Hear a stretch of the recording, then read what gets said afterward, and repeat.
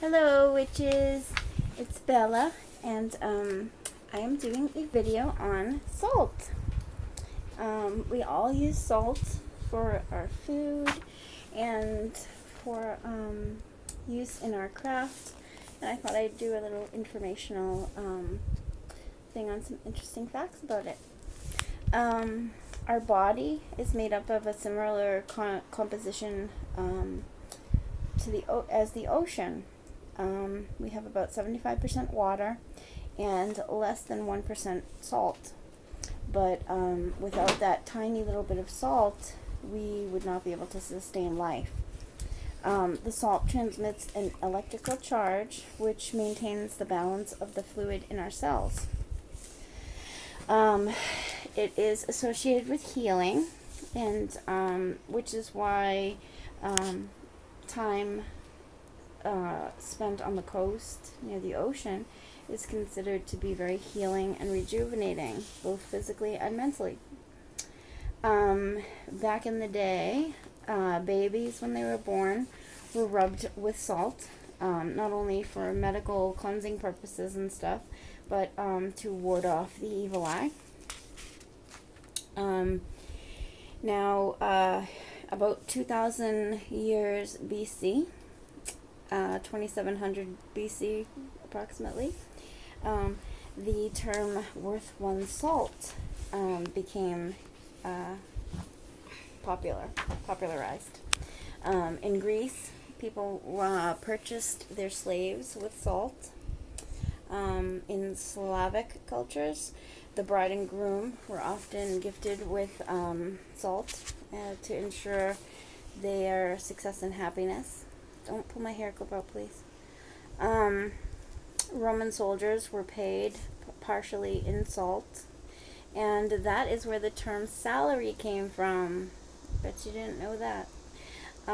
Yeah, the term salary is actually from a root word meaning salt. Ethiopians made a coin that was made from salt. During the French Revolution, the French Revolution was funded by a tax put on salt. And I believe a bunch of Napoleon soldiers actually died from lack of salt when they were fighting with Russia. The U.S., the Erie Canal was built primarily to transport, to ship salt. Salt has been used in religion forever. Holy offerings and sacred water has been blessed with salt. The Egyptians and the Greeks used salt with their sacrifices and in their rituals. Here's my Himalayan salt. I love this salt. The Hittites and Semites threw it into the sacred fires. They did that for that crackling sound.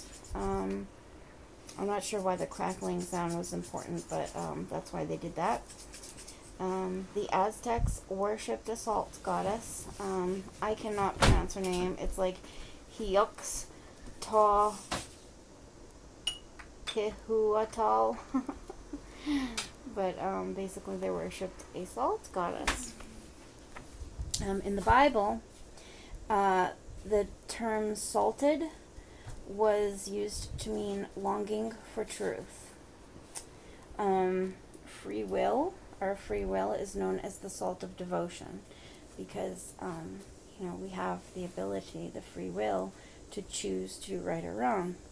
So that's the salt of our devotion. In alchemy, salt is the principle of earth and solidity. We often use salt to represent earth in our rituals. Hermeticism teaches that salt is the equilibrium of mercury and sulfur.